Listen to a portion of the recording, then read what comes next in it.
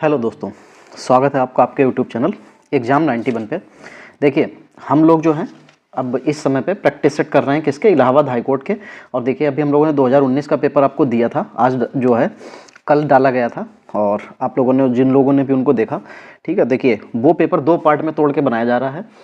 पहले पार्ट में तीनों पार्ट आपके किया जा रहे हैं, हिंदी, इंग्लिश और जीएस, और एक पार्ट में आपको मैथ दी जा रही है जिससे मैथ आपको अच्छे तरीके से समझाई जा सके। क्योंकि देखिए मैथ सरल नहीं आती है, इसमें मैथ ऐसी आती है कि आप अगर ज़रा सा चूके तो आप परसेंटेज में बहुत पीछे चले जाएंगे। ठीक, चलिए देखिए हम लोग यहाँ पे अब जो है आज 2017 का पेपर लेके आए हैं, Allahabad high court group C का जो हुआ था। ठीक, इसमें भी 3 पार्ट करेंगे। चलिए देखते हैं पहला पार्ट क्या है। चलिए देखिए यहाँ पे पहला पार्ट लिखा हुआ है कि किस वाक्य में बर्तनी संबंधी अशुद्धि है।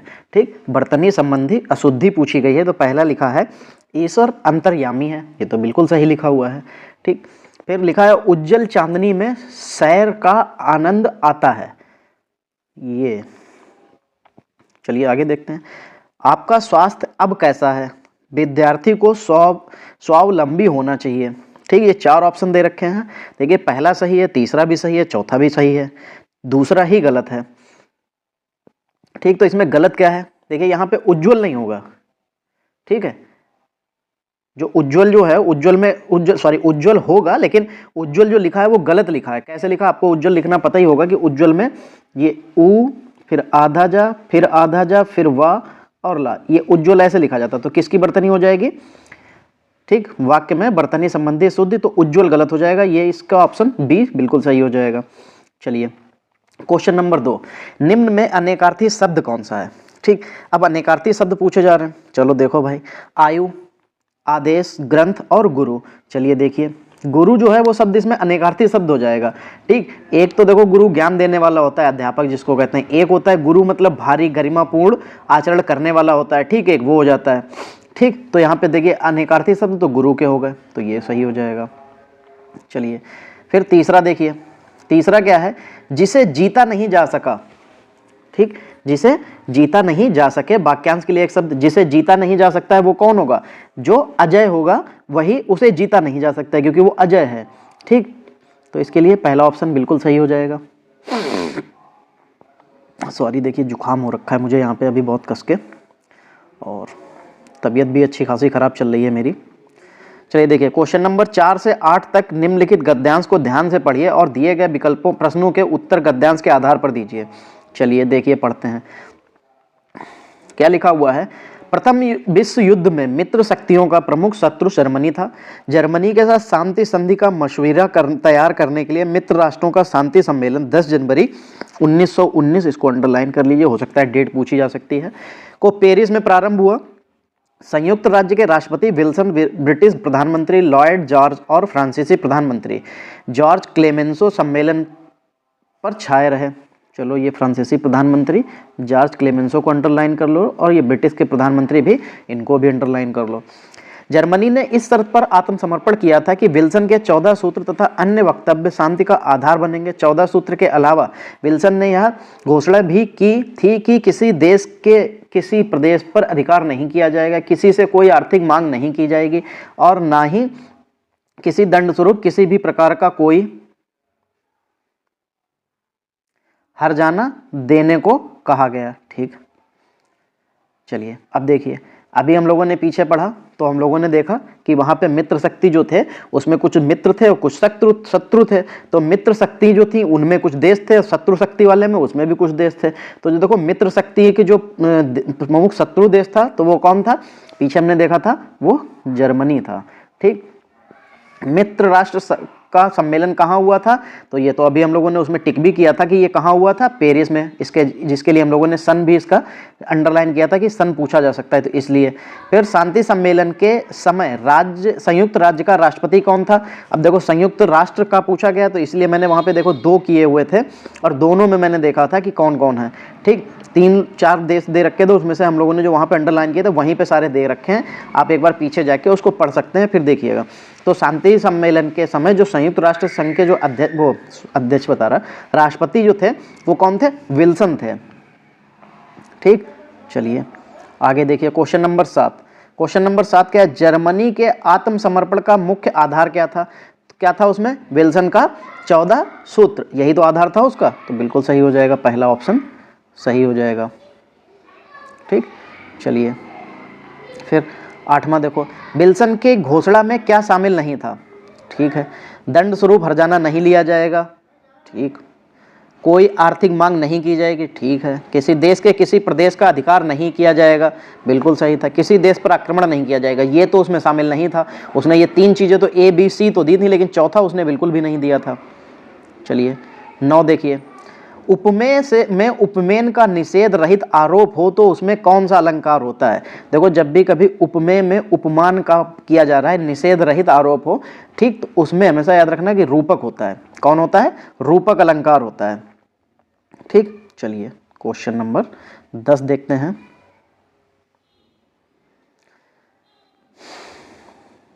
चलिए क्या है, सुवर्ण को खोजत फिरें कभी व्यभिचारी चोर, ये देखिए 2019 में भी आया था और देखिए आपको ये 2017 में भी दिखाई दे रहा है। तो वहां पे क्या थे कि जब 3 जो सुवर्ण को खोजत फिरें, यानी कि सुवर्ण को कौन कौन खोज रहा था? कवि खोज रहा था, व्यभिचारी भी खोज रहा था और चोर भी। और तीनों लोगों में क्या था कि तीनों लोगों के लिए अपना अपना एक अलग अलग इनका अर्थ निकल रहा था। सुवर्ण का कवि के लिए अलग था, सुवर्ण का व्यभिचारी के लिए अलग था, चोर के लिए अलग था। और जब किसी एक शब्द का अलग अलग अर्थ निकलता है तो उसमें हमेशा श्लेष अलंकार होता है। ठीक, चलिए फिर 11 नंबर देखिए, विभत्स रस का स्थायी भाव क्या हो जाता है? देखो, जो विभत्स रस होता है उसकी जुगुप्सा हो जाती है, जुगुप्सा जो है उसका स्थायी भाव हो जाता है। देखिए 8 रस हैं, आप एक बार जो है रसों के सभी देख लीजिए उनको, किसमें क्या क्या चीजें शामिल होती हैं। चलो 12, भाव जिसके हृदय में रहते हैं उसे कहते हैं। ठीक, देखो भाव जो होता है जिसके हृदय में रहते हैं उसे आलम्बन कहते हैं। ठीक, आलम्बन कहते हैं, बिल्कुल सही हो जाएगा, बी वाला जो है बिल्कुल सही हो जाएगा। चलिए देखिए, दशानन में कौन सा समास है? देखो, दशानन में तो बहुब्रीहि समास होगा, लेकिन बहुत से लोगों का ये मानना भी होगा कि दशानन में तो 10 आ रहा है तो द्विगु होना चाहिए। देखिए ये कुछ ऐसा होता है कि देखिए दशानन इसलिए भी नहीं शामिल हो सकता क्योंकि दशानन अर्थात रावण, कौन? 10 सिरों वाला अर्थात रावण। तो कौन अर्थात जब भी शब्द निकलता है किसी तीसरे शब्द को इंगित करता है तो उसमें बहुब्रीहि समास ही होता है। ठीक, तो इसलिए यहाँ पे द्विगु समास नहीं आ सकता है। चलिए, जल का पर्यायवाची नहीं है, तो देखो नीर जल होता है, तोय जल होता है, पय जल होता है, पीयूष अमृत होता है, तो यानी कि कौन सा नहीं होगा? जल का पर्यायवाची पीयूष नहीं होगा। ठीक है, क्योंकि पीयूष जो है वो अमृत का पर्यायवाची होता है। चलिए फिर 15 नंबर देखिए, क्या लिखा हुआ? कृतज्ञ का विलोम क्या है? कृतज्ञ का देखिए कृत्य लिखा है, कृतज्ञ लिखा है, परोपकार, कपटी। ठीक, तो देखो कृतज्ञ का विलोम होता है कृतज्ञ। ठीक, याद रखिएगा। चलिए 16 नंबर देखिए, 16 नंबर में क्या लिखा हुआ है? निम्नलिखित में से कौन सा शब्द तद्भव है? तद्भव शब्द ये कह सकते हैं कि जो संस्कृत से अलग होते हैं, संस्कृत के नहीं होते हैं, वो क्या होते हैं? वो तद्भव शब्द कहे जाते हैं। जो संस्कृत से जैसे के तैसे उठा लिए जाते हैं उनको तत्सम कहते हैं। तो देखो यहाँ पे अब देखना तद्भव पूछा गया है। ठीक है, तो तद्भव जो हो जाएगा वो क्या हो जाएगा? ठीक, वत्स ये तत्सम है, रात्रि तत्सम है, काज, देखो काज हमारा तत्सम नहीं है। ठीक है, कौन सा शब्द? हाँ, ये काज जो है हमारा तद्भव हो जाएगा। क्या हो जाएगा? तद्भव। काज का जो तत्सम शब्द होता है वो होता है कार्य। ठीक, तो ये अलग हो जाएगा। वायु, वायु माने हवा होती है। चलिए 17 नंबर देखिए, निम्न में कौन सा शब्द तत्सम है? तो देखो भ्राता लिखा है, कान लिखा है। ठीक, तत्सम पूछा जा रहा है तो आपको पता होगा भ्राता मतलब भाई, तो भाई की जो संस्कृत होती है वो भ्राता होती है, तो इसलिए देखिए संस्कृत शब्द भ्राता जो है वो हमारा तत्सम शब्द हो जाएगा। चलिए अब देखिए यहाँ पे लिखा है वागीश का संधि विच्छेद होगा। तो देखो जो वागीश लिखा है, जब मैंने अपने चैनल पे ही मैंने आपको संधियों का जो एक वीडियो दिया हुआ था उसमें मैंने आपको बताया था कि जो हमारी स्वर संधियाँ होती हैं, व्यंजन संधियाँ होती हैं और विसर्ग संधियाँ होती हैं, कौन कौन सी होती हैं उनके नियम बताए थे। तो देखो मैंने आपको विसर्ग संधि व्यंजन संधि में बताया था, एक मतलब 3-5 ना कर छत पर जा और नमस्कार कर, यही तो बताया था। तो उसमें मैंने आपको क्या बताया था? 3-5, यानी कि 3 का मतलब था कि जब पहले वर्ण का तीसरा वर्ण हो जाता है। तो यहाँ पे देखो जो तीसरा वर्ण गा जो है तीसरा वर्ण है। ठीक है, तो यानी कि ये पहले का तीसरा वर्ण होगा। जब इसका हम संधि विच्छेद करेंगे तो गा का का बन जाएगा, आधा का बनता है, तो वागीश का मतलब बाक प्लस ईस हो जाता है। तो देखिए 18 में क्या सही हो जाएगा, 18 में दूसरा सही हो जाएगा। ठीक है, तो ऐसे ही आप इसकी ट्रिक को याद कर सकते हैं कि वागीश तीसरा वर्ड, ऐसे ही देखिए तीसरे यानी कि 3 5 तो एक हमारा जाता है जब पहले वर्ड का 5वां वर्ड हो जाता है, ठीक, तब वो भी अलग हो जाता है, तब वहाँ पे हम लोग दूसरी लगाते हैं। तो ऐसे देखिए आपको याद रहेंगे, नियम याद रहेंगे, क्योंकि नियम पे ही हमको जो है हिंदी चलती है पूरी। चलिए 19 नंबर देखिए, दिए गए उपकार को मानने वाले के लिए एक शब्द। देखो जब दिए गए उपकार को मानने वाला होता है वो कृतज्ञ होता है। क्या होता है, कृतज्ञ होता है। चलिए आगे देखिए 20 नंबर क्या लिखा हुआ है, दोहरा लाभ अर्थ के लिए सही लोकोक्ति। दोहरा लाभ यानी कि अंधे के हाथ बटेर लगना, भागते भूत की लंगोटी ये सही, अंत भला सो भला, आम के आम गुठलियों के दाम। तो देखो जब हमको दोहरा लाभ होगा तो वो किस में होगा, जब हम आम बेच रहे हैं तो हमको आम के तो दाम मिल ही रहे हैं, साथ में उसमें जो गुठलियाँ आ रही हैं हमें तो उसमें जो है गुठलियों के भी दाम शामिल हैं। तो इसलिए यहाँ पे ये जो हो जाएगा आम के आम गुठलियों के दाम, ये जो है दोहरा लाभ के लिए बिल्कुल सही हो जाएगा। चलिए आगे देखिए 21 नंबर। 21 नंबर में क्या है, बेइज्जत करना अर्थ के लिए सही मुहावरा। देखो क्या हो जाएगा, पाँव उखाड़ना, बकिया उधेड़ना, पगड़ी उछालना, भीगी बिल्ली बनना। अब देखो बेइज्जती कर रहा है तो वो पाँव तो उखड़ेगा नहीं, ठीक, सॉरी। अब आता है पगड़ी उछालना। देखो किसी की भी पगड़ी उछाल देना, टोपी उछाल देना, तो ये सब किस में आते हैं, ये बेइज्जती करने में आते हैं। जैसे नहीं कहा जाता है कि शादी में जो है लड़की के घर पिताजी की पगड़ी उछाल दी, तो यानी कि लड़की के पापा की जो है वो बेइज्जती कर दी। चलो 22 नंबर देखो, लिंग की दृष्टि से अशुद्ध वाक्य बताइए। ठीक है, देखिए मोटा सा आदमी आया है, आपकी चरित्र अच्छी है, तुम्हारी जेब खाली है, उसकी कलम खो गई है। तो देखो मोटा सा आदमी आया है, बिल्कुल सही है। आपकी चरित्र अच्छी है, ये नहीं, आपका चरित्र अच्छा है, ये बिल्कुल सही होना चाहिए। तो यही आपका जो है लिंग की दृष्टि से गलत लिखा हुआ है। चलो 23 नंबर देखो, वचन की दृष्टि से अशुद्ध वाक्य है। चलो प्रत्येक व्यक्ति यही कहेगा। फिर दूसरा, हर एक कुआं मीठे जल का नहीं होता। वचन की दृष्टि से देखना है, ठीक है, क्योंकि वचन का मतलब है एक वचन और बहुवचन, ठीक। तो प्रत्येक व्यक्ति यही कहेगा, बिल्कुल सही लिखा है। हर एक कुआं मीठे जल का नहीं होता, ये भी सही है। फिर अब आते हैं, मैं उनकी सज्जनता पर मुग्ध हूं, ये भी सही है। उनका प्राण निकल गया, उसका प्राण निकल गया, उसका नहीं, उसके प्राण निकल गए, ठीक। प्राण जो है हमेशा बहुवचन में ही काउंट होते हैं। कभी भी आपने ये नहीं सुना होगा कि उसके प्राण निकल गया, उसके प्राण निकल गए, हमेशा यही कहा जाता है। राजा ने ब्राह्मण को धन दिया, वाक्य में रेखांकित शब्द में कारक कौन सा है। देखो राजा ने ब्राह्मण को धन दिया, ठीक है। अब जब देखिए जब भी धन दिया है तो सिंपल सी बात है कि राजा जो है, राजा ने क्या किया, ब्राह्मण को धन दिया है। और देखो जब किसी को कोई चीज दी जाती है, ठीक है, तो वहां पे संप्रदान कारक होता है। तो यहाँ पे कौन सा कारक हो जाएगा, संप्रदान, क्योंकि क्या हुआ है, धन को दिया गया है, ठीक है, यहाँ पे धन दिया गया है तो इसलिए जो है संप्रदान कारक हो जाएगा। अगर राजा किसी भी चीज का दान करता तब क्या होता, अपने से किसी चीज को अलग कर रहा होता तो अपादान हो जाता। नहीं अपादान नहीं, वो सॉरी, पेड़ से पत्ते गिरना अपादान, हाँ अपादान ही तो होता है। चलिए 25 नंबर देखिए, 25 नंबर में क्या है लिखा हुआ है, निम्न में कौन सा वाक्य भूतकाल का है। तो यदि वह जाता है तो मैं भी जाता, मोहनी खाती होगी, उसने खाया है, मोहन ने पढ़ा है। तो ठीक देखो आपको ये दो लास्ट वाले जो दिख रहे हैं ये तो आपको प्रेजेंट में है, क्योंकि इसमें खाया मतलब चीज़ें है में है, ठीक है। फिर दूसरा मोहनी खाती होगी, ये हमारा किस में हो गया, ये फ्यूचर में हो गया, क्योंकि ये भविष्य में हो गया। खाती होगी तो हमको नहीं पता, वो हो सकता है खाती होगी, आगे खा रही होगी, हमें नहीं पता है, ठीक। यदि वह जाता है तो मैं भी जाता, ये हो जाता है कि अगर वो गया होता तो मैं भी जाता, ये हो सकता है। तो यहाँ पे जो है भूतकाल का कौन सा हो जाएगा, ये पहला वाला भूतकाल का हो जाएगा। चलिए फिर 26 नंबर देखते हैं। देखो अब 26 नंबर में यहाँ पे क्या लिखा है, choose the best option to fill in the blank for, फिर single item billing in the supermarket, your need to go to last counter. चलिए देखिए दो जगह हैं खाली, उसमें हमको भरना है। फॉर नो आर्टिकल, यहाँ पे कोई आर्टिकल नहीं आएगा, फॉर नो आर्टिकल। कि चौथे ऑप्शन में, अच्छा हाँ ठीक है, यहाँ पे फॉर सिंगल आइटम, क्योंकि फॉर तो हमारा पहले से ही लगा हुआ है तो यहाँ पे अब कोई आर्टिकल आ ही नहीं सकता है, तो single item billing in the supermarket for need to go to the last counter, तो दी बाद में आ जाएगा, पहले वाले में कुछ नहीं आएगा।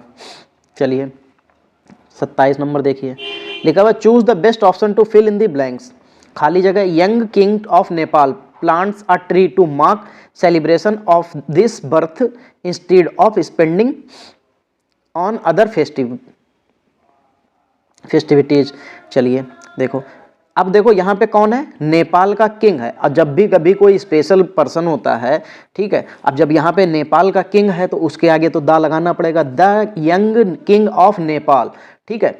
तो पहले में तो जहाँ पहला यहाँ पे खाली जगह, यहाँ पे क्या आ जाएगा, यहाँ पे दा आ जाएगा, the young king of Nepal plants a tree to mark the celebration, अब मार्क दा, यहाँ पे भी क्या आ जाएगा, दा आ जाएगा, ठीक। तो देखिए पहला ऑप्शन सही हो जाएगा, ठीक। देखिए यहाँ पे एन था, एन यंग कोई मतलब नहीं था, यंग किंग ऑफ नेपाल, तो देखो यहाँ पे तो यंग किंग ऑफ नेपाल तो चलो मान लो एक बार को, चलो हम मान लो ले भी लें, लेकिन यहाँ पे मार्क नो, अगर यहाँ पे नो आर्टिकल लेंगे इसके हिसाब से, यानी कि कोई आर्टिकल नहीं हो सकता, तो फिर यहाँ पे मार्क सेलिब्रेशन तो बन ही नहीं रहा था, तो फिर ये गलत, और यहाँ पे एन हो नहीं सकता, तो पहला ऑप्शन ही आपको बिल्कुल परफेक्ट मिल रहा है। चलिए 28 नंबर देखिए, लिखा है choose the best option to fill in the blanks, the employer and his manager have come, sorry, manager have come, खाली जगह, conflict about the implementation of the project. चलिए इसके ऑप्शन देखते हैं,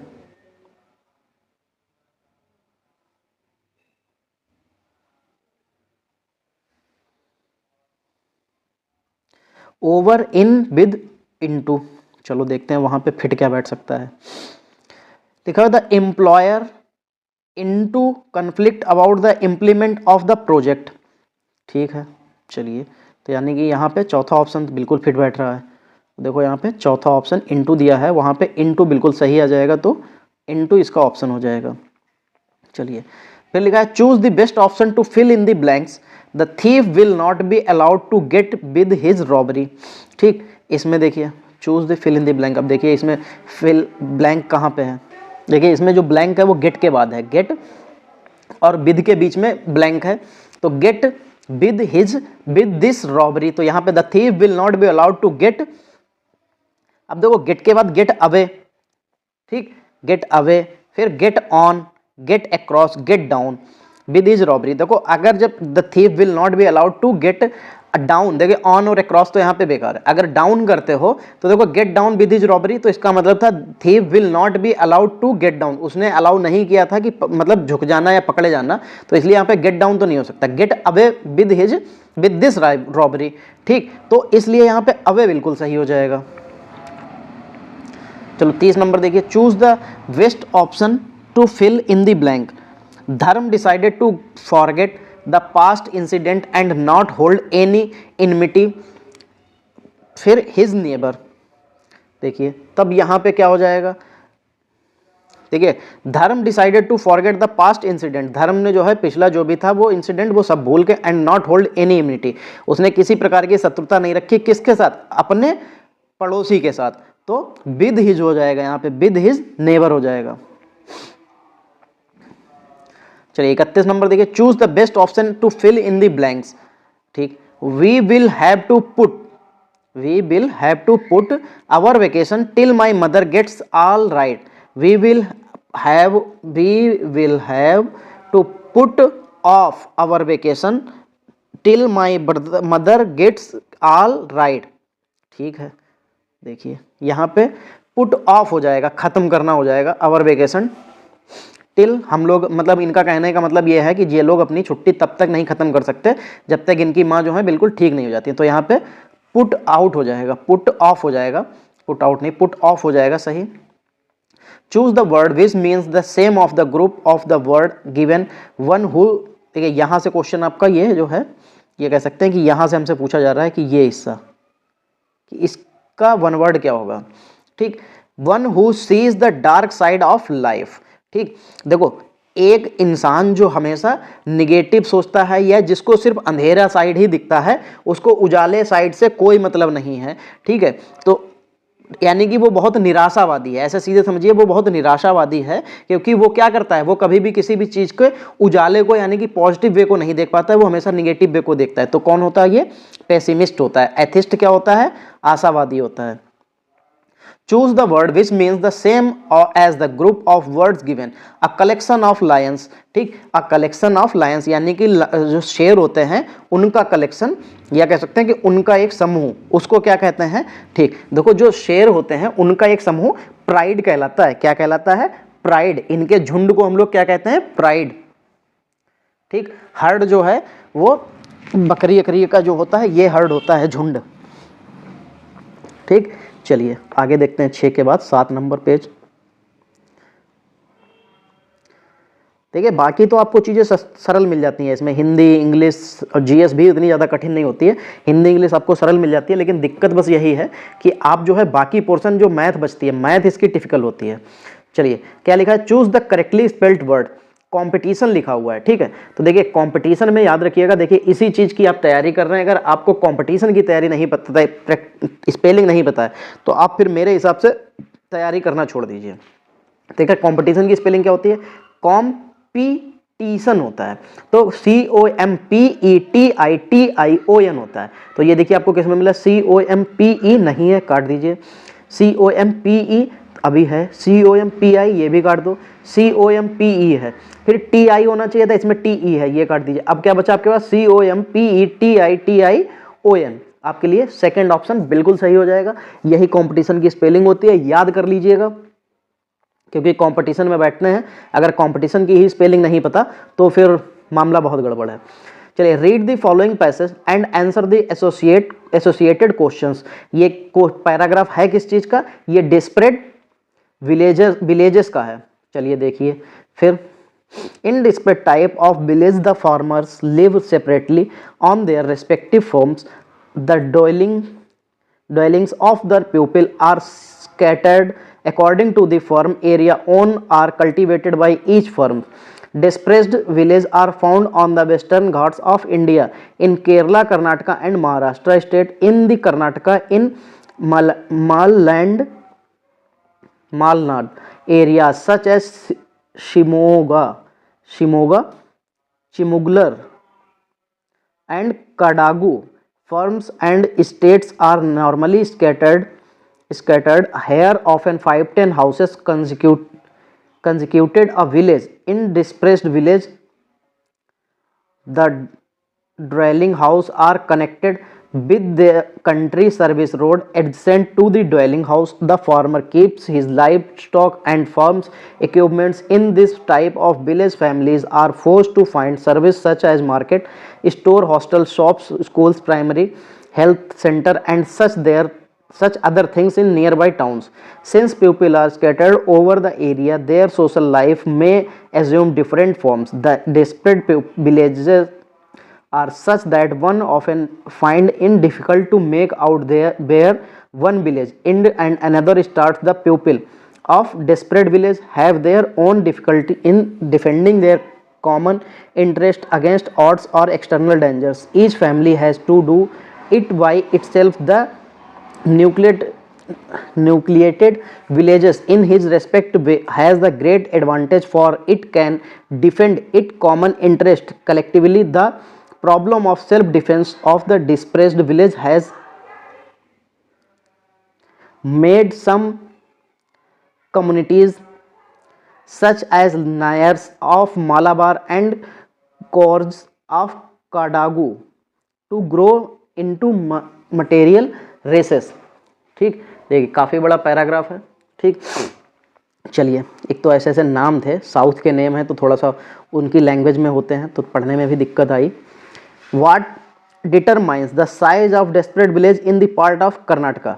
ठीक, land under cultivation, population, number of house, value of property। देखिए जो हम लोगों ने पैराग्राफ पढ़ा था तो उसमें जो size of desperate village parts of Karnataka में कैसे थे? लैंड अंडर कल्टीवेशन, ये सही हो जाएगा। फिर what is the special feature of such villages? देखो क्या फीचर थे उसके, जो इस तरीके के जो विलेजेस थे उनके क्या फीचर थे। चलिए देखिए, we can not see their boundaries, farmers have no place to store their produce, there is no river near them, people do not know there where to keep their livestock. देखो इसमें जो such what is the special feature of such villages, इनका special feature यही था कि इनमें कोई भी तरीके की बाउंड्रीज नहीं थी। देखिए इसमें पहला ऑप्शन बिल्कुल सही हो जाएगा। चलिए 37वां देखिए, what is the most crucial concern और people living in disparate village. ठीक, तो क्या था यहाँ पे डिस्परेट विलेज का क्रूशियल, तो कंसर्न जो था क्रूशियल कंसर्न और people living in disparate village, तो यहाँ पे सेफ्टी था। जो क्रूशियल कंसर्न था उनका वो सेफ्टी था। चलिए, which phrase from the passage best describe the opposite of desperate villages. तो देखो इसमें इन्होंने क्या बताया था, जो फ्रेज जो है, which phrase from the passage best describe the opposite of desperate village, क्या हो जाएगा सॉरी, न्यूक्लिएटेड विलेज हो जाएगा। इसका क्या हो जाएगा, न्यूक्लिएटेड विलेजेस। देखिए ये पैराग्राफ का है, आप जब इसको ध्यान से पढ़ेंगे, ठीक है, तो आपको बिल्कुल समझ में आएगा। ठीक, क्योंकि देखिए मैं आपको यहाँ पे जो प्रैक्टिस सेट कराता हूँ वो पहले मैं घर पे खुद सॉल्व करता हूँ इसको बैठ के, फिर आपको ये कराता हूँ।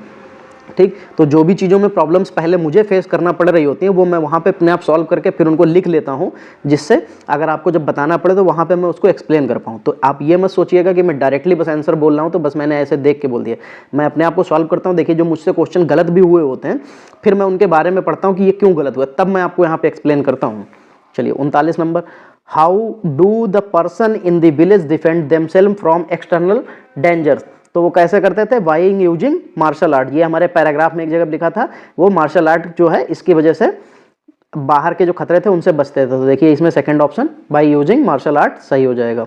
चलिए पेज नंबर 9, क्वेश्चन नंबर 40। चलिए, find the word that means the same as the underline words. अच्छा इसमें अंडरलाइन वर्ड्स ही नहीं है, बल्कि तो मैंने तो अंडरलाइन कराए हुए थे, जहाँ जहाँ पे भी अंडरलाइन जरूरत थी मैंने सारे कराए थे।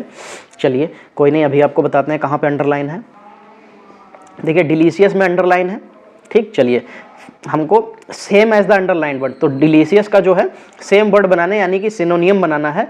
ठीक, तो देखो delicious, the snack serve at the wedding were delicious. Delicious मतलब होता है बहुत खाने में अच्छा, टेस्टी जिसको कह सकते हैं। तो आप इसके हिसाब से 40 में जो है डिलीशियस का जो सेम मीनिंग क्या हो जाएगा, टेस्टी। ठीक, चलिए फिर 41 नंबर देखिए, find the word that means the same as the underline. अब देखिए इसमें भी अंडरलाइन है, चलिए देखिए इसको भी देखते हैं। देखिए इसमें जो अंडरलाइन है वो ऑब्वियस है। किसमें, ऑब्वियस। देखिए that the boy had not recognised the president was obvious. तो देखो ऑब्वियस मतलब होता है ऐसा ही है या बिल्कुल ऐसा ही है, तो यानी कि जो इसका सेम वर्ड हो जाएगा, सेम जो होता है वर्ड, वो सिनोनियम इसका हो जाएगा क्लियर। क्या हो जाएगा, क्लियर। ऑब्वियस के लिए क्लियर यूज किया जाएगा यहाँ पे सिनोनियम। चलिए, find the word that means opposite. अब अपोजिट इसमें रिपेल बताना था, रिपेल का अंडरलाइन जो है वो रिपेल है, और रिपेल के उसकी वो हमको अपोजिट बताना है। तो देखिए जो रिपेल होता है, रिपेल की जो अपोजिट हो जाता है, तो इसका रिपेल मतलब होता है किसी भी चीज को अपने से अलग करना, या कह सकते हैं एक तरीके से घृणा करना। ठीक है, या मतलब उसकी बहुत चीज खराब लगना, कि हमें वो बिल्कुल पसंद नहीं आना। ठीक है, तो क्या हो जाता है, extremely high pitch sound can repel words. ठीक, जो बहुत तेज बोलने वाली चिड़ियां होती हैं वो बिल्कुल भी पसंद नहीं आती, इनका कहने का मतलब ये है। तो इसका अपोजिट क्या हो जाएगा, अट्रैक्ट हो जाएगा, क्योंकि जब हमें कोई चीज़ भी जब अच्छी नहीं लग रही है तो हम उसकी तरफ देखना भी नहीं चाह रहे, तो लेकिन जब हम उसकी तरफ देखना चाहेंगे तो इसका मतलब वो अट्रैक्ट कर रही है हमको। ठीक, चलिए फिर क्वेश्चन नंबर 43 देखिए, find the word that means the opposite of the underline word. देखिए इसमें अंडरलाइन कर रखी है, real estate prices have plummeted in the past 6 month. ठीक, जो रियल एस्टेट के प्राइसेस थे वो क्या हुए हैं, पिछले कुछ जो महीने हैं उसमें क्या हुए हैं, बहुत ज़्यादा कम हुए हैं। प्लम्प्टेड मतलब क्या होता है, कम होना, एकदम से गिर जाना। इन पास्ट 6 मंथ, तो प्राइस क्या हुए हैं, बहुत जो है गिरे हुए हैं, मतलब उनका जो रेट है वो डाउन हो गया है। प्लम्प्टेड मतलब डाउन होना। ठीक, तो अब क्या हो जाएगा, इसका जो अपोजिट बताना था, तो डाउन का क्या हो जाएगा, मतलब ऊपर जाना। अब देखिए कंप्लीटली फॉलन नहीं हो सकता, प्लंग डाउन ये भी नहीं हो सकता क्योंकि ये भी डाउन है। मल्टीपल ट्वाइस, तो ट्वाइस तो इससे कोई मतलब नहीं है। राइजन, राइज मतलब उठना हो जाएगा और डाउन मतलब गिरना हो जाएगा, तो राइजन हो जाएगा, राइजन शार्पली, तो चौथा ऑप्शन सही हो जाएगा। चलिए क्वेश्चन नंबर 44 देखिए, लिखा हुआ identify the underline part of the sentence which is not grammatically correct owing to bad whether the aeroplane could not leave in its expected time of departure। Sorry, अब हम लोगों को यहां पे बताना है कि जो ग्रामेटिकली करेक्ट है वो क्या हो जाएगा। ग्रामेटिकली क्या पूछा है? Correct, not grammatically correct, not correct पूछा है, ठीक। Owing to bad weather the aeroplane could not leave, चलिए पहले ऑप्शन देख लेते हैं। ओइंग है पहले में और दूसरे में कुड नॉट लीव है और फिर क्या है, इन इट्स ऑफ डिपार्चर। चलिए अब एक बार सेंटेंस देखते हैं।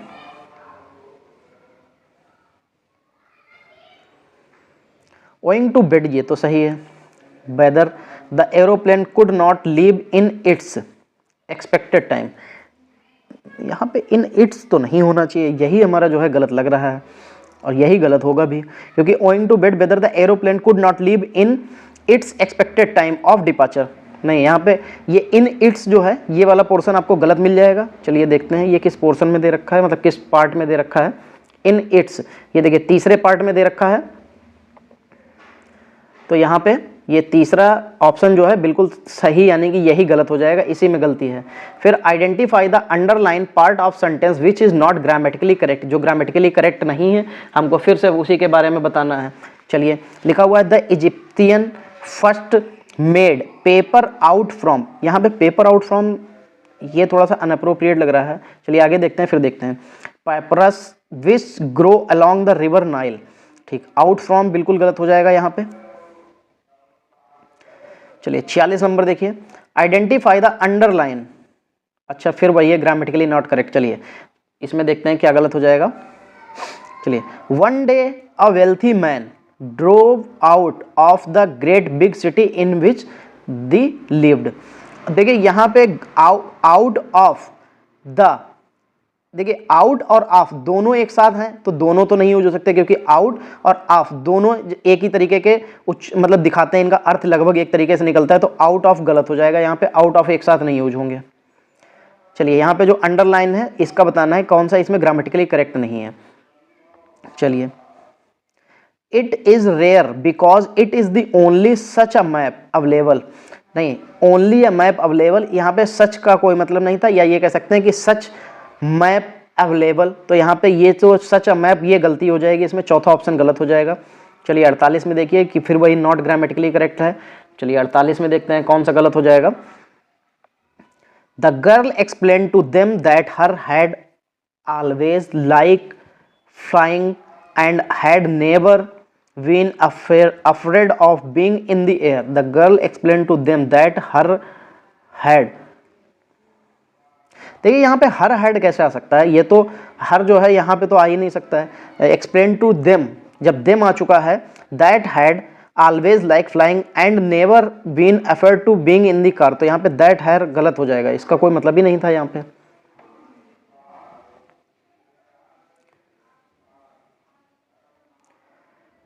चलिए अब 49 नंबर देखते हैं कि 49 नंबर में क्या करना है। ठीक, 49 नंबर में हमको क्या करना है, लिखा हुआ in the following question the part of sentence namely PQRS are jumbled, choose the correct order of these to make a grammatically correct and meaningful sentence. अब हमको इनसे मीनिंगफुल सेंटेंस बनाना है। ठीक, चलिए भाई देखिए मीनिंगफुल सेंटेंस क्या बन सकता है। चलो देखो, impatiently for the movie we set waiting to begin। ठीक, चलो we set waiting, ये यहाँ से बी से स्टार्ट होगा तो ये हमारा पहला सेंटेंस हो गया। ठीक, ये पहला लिख लिया। अब उसके बाद में set waiting impatiently for, ये दूसरा हो जाएगा। ठीक, फिर उसके बाद में the movie, for the movie two begin, 3 और 4, यानी कि RPQS, ये किस में हो जाएगा, RPQS, ये देखिए सेकंड यानी कि तीसरे ऑप्शन में हो जाएगा RPQS, यानी कि सी वाले ऑप्शन में तीसरे में ये सही हो जाएगा। फिर देखिए 50 में भी वही बताना है कि हमको PQRS से एक सेंटेंस बनाना है और सेंटेंस को बताना है कि कौन सा सही होगा। चलिए क्या क्या सेंटेंस दिए हुए हैं, लिखा हुआ है the minister told have a golden opportunity them that business to extend into new market. देखो द मिनिस्ट्री टोल्ड, ये पी तो पहले आ जाएगा क्योंकि द मिनिस्ट्री यही सेंटेंस स्टार्ट कर देगा, तो पहला ऑप्शन तो यहाँ से हो गया। फिर अब उसके बाद द मिनिस्ट्री टोल्ड किनको, देम, उनको, the ministry told them that business, तो ये तो दूसरा हो गया। ठीक, फिर अब उसके बाद में देखिए जब उसने कह दिया कि ministry told them that business have a golden opportunity to extend into the new market, ये सही हो जाएगा। तो business have a golden opportunity ये तीसरा हो जाएगा और ये चौथा हो जाएगा। तो देखिए ये चौथे ऑप्शन में आपको दिख रहा है, तो ये चौथा ऑप्शन आपके लिए बिल्कुल सही हो जाएगा। देखिए चौथा ऑप्शन सही हो जाएगा। चलिए अब पार्ट 3 स्टार्ट करते हैं जो कि है हमारा जनरल अवेयरनेस से। ठीक है, चलिए देखिए जिसको हम लोग GS GK ये कहते हैं। चलिए, लखनऊ में आयोजित 2017 Syed Modi international grand prix gold badminton championship का पुरुष एकल खिताब किसने जीता। अब देखिए ये पेपर 2017 का है, तो अब क्या होगा कि सिंपल सी बात है कि ये 2017 का पेपर है, तो वहां से आपको 17 के ही क्वेश्चन करंट के देखने को मिलेंगे। तो इसमें क्या हो जाएगा, समीर वर्मा थे जिन्होंने ये जीता हुआ था। चलो फिर देखो ये 2018 का क्वेश्चन पूछा गया, ये भी 2017 के बाद का था, तो ये भी करंट में क्वेश्चन होगा कि 2018 में फीफा विश्व कप फुटबॉल में आयोजित किया जाएगा, कहाँ आयोजित किया जाएगा, यानी कि 2018 में ये कहाँ आयोजित किया गया था ये पूछा जा रहा है। तो 2018 में रूस में आयोजित किया गया था। चलिए 53, देश के 50 से अधिक वर्षों के गृहयुद्ध को समाप्त करने के अपने प्रयासों के लिए किसको नोबेल शांति पुरस्कार 2016 से सम्मानित किया गया। ठीक, देखो ये 2016 का है, सिंपल सी बात, तो जो 18 में आया होगा तो कोई दिक्कत नहीं है, लेकिन अब हम लोगों के लिए तो ये क्वेश्चन एक तरीके की दिक्कत ही है क्योंकि हम लोग 2022 में चल रहे हैं, ये 6 साल पुराना क्वेश्चन है, तो हम लोग तो इसको ऐसा नहीं बता सकते। तो डायरेक्ट आप टिक लगाइए, बॉब डिलन थे जिनको 2016 में नोबेल का शांति पुरस्कार दिया गया था। चलिए 54 देखिए, प्लेइंग इट माई वे के किस महान बल्लेबाज की ये आत्मकथा है। ठीक, देखिए जब हम लोगों ने जब इसका ये पढ़ा है, एक सेकंड रुकिएगा, मैंने शायद ऊपर 2016 में नोबेल शांति पुरस्कार 2016 की बात कर रहा है, तो 2016 में किसको नोबेल पुरस्कार मिला था, जुआन मैनुअल सेंटोस को मिला था, और मैंने किसको लगाया है, बॉब डिलन को। अरे सॉरी, देखिए ये गलत लग गया है, जुआन मैनुअल सेंटोस ये थे जो 2016 में शांति के लिए जो इनका 65 सालों से 50 वर्षों से अधिक गृहयुद्ध जो है चल रहा था उसको समाप्त करने के प्रयासों को लेकर इनको नोबेल शांति पुरस्कार सेंटोस थे 2016 में। ठीक, फिर देखिए playing it my way, playing it my way की बात कर रहे हैं, तो ये किसकी थी, ये थी सचिन तेंदुलकर की। चलिए फिर देखिए 55 नंबर में क्या है, प्रधानमंत्री नरेंद्र मोदी ने अप्रैल 2017 उड़े देश का आम नागरिक यानी कि उड़ान योजना के तहत पहली क्षेत्रीय उड़ान को हरी झंडी दिखाकर रवाना किया। तो ये कहां से कहां तक चली थी, तो ये शिमला से दिल्ली चली थी, क्योंकि ये 2017 का क्वेश्चन है, तो आपके लिए अब ये करंट का क्वेश्चन नहीं बचा है जो आप इस पे इतना ज़्यादा फोकस करें। चलिए 56, भारत ने फाइनल में को हराकर 2016 जूनियर विश्व कप हॉकी खिताब जीता जो 2016 में लखनऊ में आयोजित हुआ था। तो सिंपल सी बात है कि भाई लखनऊ में आयोजित हुआ तो उसमें बेल्जियम जीता था। चलिए ये तो करंट के क्वेश्चन थे। देखिए प्रीवियस ईयर है तो सिंपल सी बात आपको करंट का ही क्वेश्चन देखने को मिलेंगे। अगर आप लोगों को करंट का वीडियो चाहिए तो फिर बताइए, मैं आपको ऑब्जेक्टिव क्वेश्चन जो है करंट के करा दिया करूं। चलिए 57, जनगणना 2011 के अनुसार उत्तर प्रदेश के निम्नलिखित में कौन से जिले में साक्षरता दर सबसे अधिक है। अब देखो ये क्वेश्चन जो है हम लोग ये नहीं कह सकते कि ये तब का है, 2006 का है, ये 16 का है या 17 का, क्योंकि 2011 की जनगणना ही तभी हुई थी। अब ये कब होगी, अब ये 2022 में होनी थी, लेकिन 2022 में कोविड की वजह से नहीं हो पाई। अब ये आगे बढ़ा के 2023 में की जाएगी। ठीक, इतना आपको बता दिया। अब देखिए देखो जो भारत की जनगणना के अनुसार जो है कि कौन से जिले की साक्षरता दर सबसे अधिक है, तो वैसे अगर देखिए यूपी का क्वेश्चन है तो यूपी का पूछा जा रहा है, तो सबसे ज्यादा है हमारी किसमें, गौतम बुद्ध नगर में। ठीक है, साक्षरता दर सबसे अधिक है, इसमें है कितनी, 80.12% है, ये याद रखिएगा। ठीक, कितनी है, 80.12%, यहाँ पे लिख लीजिए 80.12%। चलिए एक प्रसिद्ध धार्मिक उत्तर प्रदेश के तीर्थ स्थल नैमिषारण्य जो है किस जिले में स्थित है, तो देखिए ये सीतापुर जिले में है।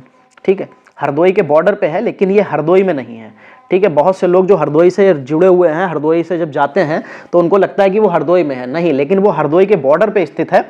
बिल्कुल, क्या होता है कि जहां पे हरदोई का बॉर्डर एंड होता है, सीतापुर का स्टार्ट होता है, तो ये सीतापुर के बॉर्डर में अंदर पहुंच जाता है। ये बिल्कुल बॉर्डर पे है, तो इसलिए लोगों को लगता है ये हरदोई में है। तो कुछ लोग गलत भी करके आए थे जो 2017 में, इसलिए मैंने ये बात को दोहराया।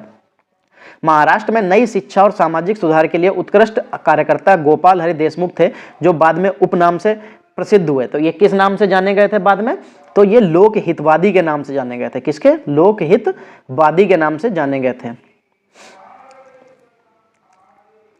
चलिए 60 नंबर देखिए, क्या है? कौन से मुगल सम्राट को जिंदपीर माना जाता था? ठीक, देखो जिंदपीर जो था ये औरंगजेब था। कौन? इसी ने अपने आप को जिंदपीर कह दिया था। ठीक, ये याद रखिएगा, औरंगजेब ने जो है अपने आप को जिंदपीर कहा था। चलिए 61 नंबर देखिए कि एक मुस्लिम राष्ट्रीय, एक सेकंड इसको ऊपर कर लेते हैं, एक मुस्लिम राष्ट्रीय विद्वान थे जिन्होंने काहिरा में शिक्षा प्राप्त की थी और अपने अखबार अल हिलाल का प्रकाशन किया था और प्रमुख राष्ट्रीय नेता बने थे। ये कौन थे?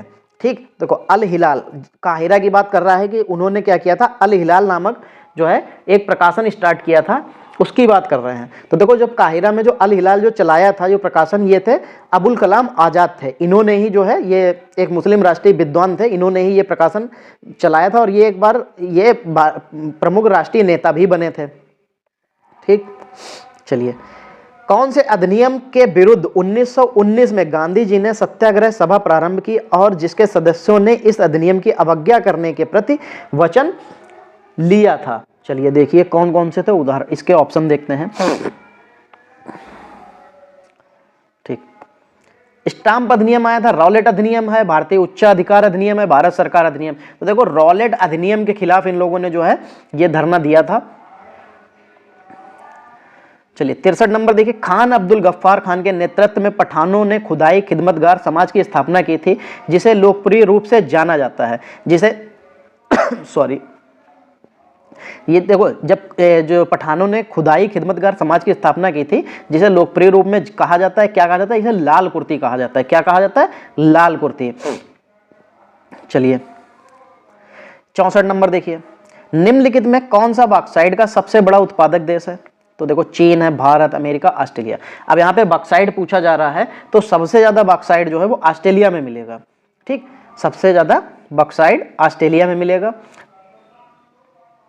चलिए 65 नंबर, बांग्लादेश के तुरंत प्रवेश करने के बाद गंगा नदी को किस रूप में जाना जाता है?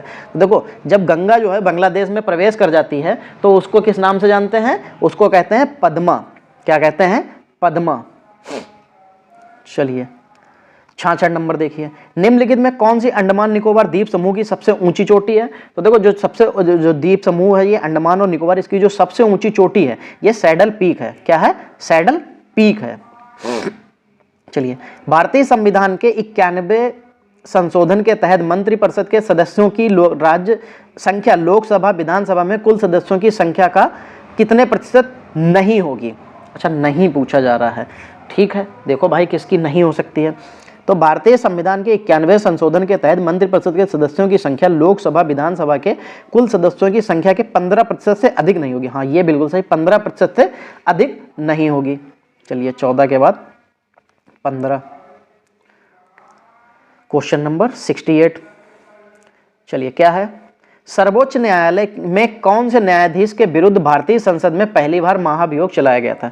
जो सर्वोच्च न्यायालय के मुख्य न्यायाधीश थे, ऐसे कौन थे जिनके खिलाफ सबसे पहली बार जो है महाभियोग चलाया गया था? तो ये थे CS कर्णन। कौन थे? CS कर्णन। चलिए 69 नंबर, साइबर कानून भारतीय संविधान के अंतर्गत आता है। जो साइबर कानून है वो भारत के किस संविधान के अंतर्गत आता है? चलिए भाई देखिए, ये साइबर कानून जो है ये हमारा अपशिष्ट शक्तियों के अंतर्गत आता है। किसके? अपशिष्ट शक्तियों के अंतर्गत आता है। ठीक, देखिए मैं जब मैथ पढ़ाता हूँ तो देखिए वो मैं उसको बाइलैंग्वेज में पढ़ा सकता हूँ, लेकिन देखिए बहुत सी चीज़ें ऐसी होती हैं जो आपको बाइलैंग्वेज, देखिए मैं ही हिंदी मीडियम से, तो उसको कई चीज़ें मैं आपको इंग्लिश मीडियम में, देखिए जैसे जीएस वगैरह है वो उतने अच्छे से तो मैं नहीं आपको इंग्लिश मीडियम में कन्वर्ट कर पाऊंगा, लेकिन ये है कि मैथ की बात जब आती है तो मैथ में आपको बाइलैंग्वेज पढ़ा सकता हूँ। देखिए मैथ में मुझे कोई दिक्कत नहीं, आप हिंदी इंग्लिश जैसे, लेकिन मेरा मानना यही है कि मैथ जो होती है आप कैसे भी लगाइए, लेकिन आपको पहाड़े हिंदी में ही याद करने चाहिए, जैसे 2 कम 2 2 दूना 4 2 3 6, उससे आपको याद भी जल्दी होगा और तेज स्पीड में आपकी कैलकुलेशन हो जाएगी। ठीक, चलिए 70 क्वेश्चन देखिए। 1946 में संविधान सभा के उद्घाटन सत्र में अध्यक्ष के रूप में किसने अध्यक्षता की थी? उद्घाटन सत्र में अध्यक्ष के रूप में किसने अध्यक्षता की थी? डॉक्टर राजेंद्र प्रसाद, डॉक्टर सच्चिदानंद सिन्हा, डॉक्टर सी राजगोपालाचारी और जेबी कृपलानी। ठीक, तो सबसे पहले जो संविधान सभा के उद्घाटन सत्र में किसने अध्यक्षता की थी? तो ये डॉक्टर सच्चिदानंद सिन्हा ने, और उसके बाद जो स्थायी तौर पे अध्यक्ष बनाए गए थे वो डॉक्टर राजेंद्र प्रसाद। प्राचीन गणित पुस्तक शल्भ सूत्र के द्वारा लिखी गई थी, किसने जो है शल्भ सूत्र किसने लिखी थी? तो बौधायन थे, इन्होंने जो है शल्भ सूत्र जो है गणित की किताब लिखी थी। चलिए 72 नंबर, निम्नलिखित में कौन सा लोक नृत्य जम्मू कश्मीर राज्य से संबंधित नहीं है? ठीक, अब देखो जैसे पहले ही दिया हुआ है गिद्दा, आपको पता ही है कि गिद्दा कहाँ का है, तो ये तो हमारा पंजाब का है।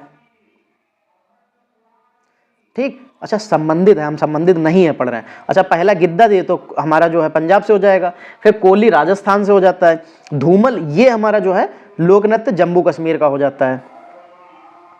ठीक, चलिए फिर 73 नंबर देखिए, लिखा हुआ है निम्नलिखित में कौन सा बिहार राज्य में प्रचलित लोक रंगमंच का रूप है?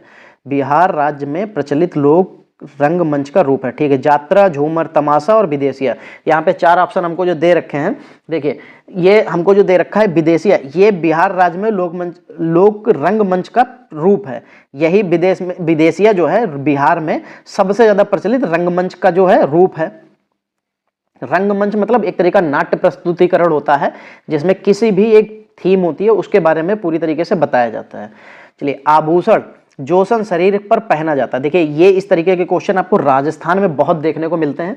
जब भी कभी आप राजस्थान का कोई पेपर दीजिएगा तो ये समझ लीजिए कि आपको राजस्थान के जो वस्त्र आभूषण वेशभूषा होती है उसके ऊपर आपको 20-20 क्वेश्चन देखने को मिल जाते हैं। ठीक है, जैसे मैंने राजस्थान का एक पेपर दिया हुआ था, वो वहाँ पे उसके सचिवालय से रिलेटेड पेपर था, तो मैं आपको बताऊं कि मैंने उसके लिए करीब 2 महीने, उनकी राजस्थान की एक पत्रिका आती थी, मैंने 2 महीने वो पत्रिकाएं लेके मैंने ऐसा रटके बैठा था कि जब पेपर देने गया था तो मैंने वहाँ राजस्थान का जो पोर्सन था वो भी बहुत अच्छा गया था कि बाकी चीज़ें देखिए मैथ और हिंदी और साइंस आनी थी, और एक पोर्सन उनका राजस्थान का था। उधर से 3 पोर्सन मैंने बहुत अच्छे दबा के खींचे हुए थे, और राजस्थान वाला जो पोर्सन था वो मुझे मतलब ये था कि एवरेज कर दिया था मैंने, एवरेज से थोड़ा सा ऊपर हो गया था, बाकी नॉर्मलाइजेशन हुआ था, तो ये समझ लीजिए टॉप 100 में नाम आया था। लेकिन प्रॉब्लम बस यही थी कि मेरे पास कुर्ती की टाइपिंग नहीं थी तब, मैं तब की बात कर रहा हूँ, ये काफ़ी टाइम पहले के 3-4 साल हो गए इस चीज़ को, और तब की बात कर रहा हूँ। तब मैंने वहाँ पे जब एग्जाम दिया हुआ था तब मेरा टॉप 100 में नाम था, और बस कुछ नहीं मुझे टाइपिंग निकालनी थी। टाइपिंग अगर मैं कर देता तो इंग्लिश तो मेरी 60-62 निकलती है, लेकिन उस समय पे कुर्ती की स्पीड नहीं थी मेरे पास।